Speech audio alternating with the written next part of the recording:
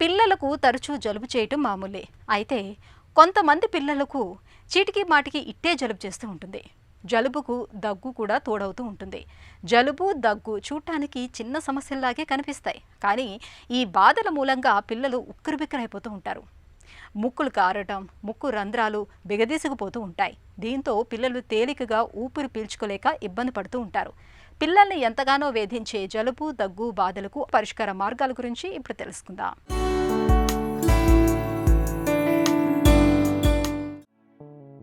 పిల్లల్లో జలుబు ఓ పట్టాన విడవకుండా వేధిస్తుంది. వారాల తరబడి, నెలల తరబడి ముక్కు చీదుతూ ఉండే పిల్లలు చాలా మందే కనిపిస్తుంటారు.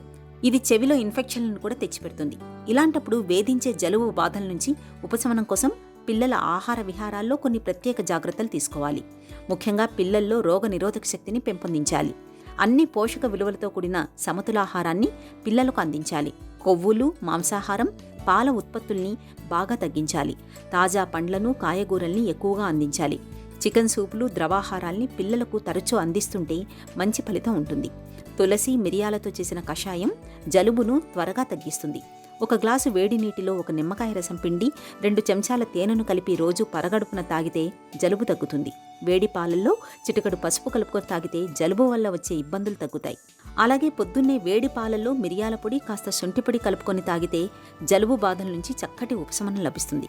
ఇక పిల్లల్ని సిగరెట్ పొగ, దుమ్ము ధూళి వంటి కాలుష్య కారకాలకు దూరంగా ఉంచాలి. పిల్లల్ని తరచూ ఆరుబయట గాలికి తిప్పుతూ ఉండాలి.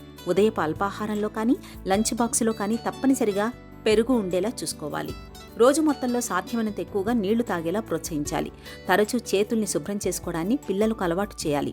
తుమ్మినప్పుడు ముక్కుకు చేతి రుమాలు అడ్డు పెట్టుకునేలా చూసుకోవాలి. రాత్రిపూట పిల్లల్ని త్వరగా నిద్రపుచ్చాలి. ఈ జాగ్రత్తలు పిల్లల్లో వ్యాధి నిరోధకతను పెంచుతాయి. వారికి జలుబు వైరస్ల నుంచి రక్షణ కల్పిస్తాయి.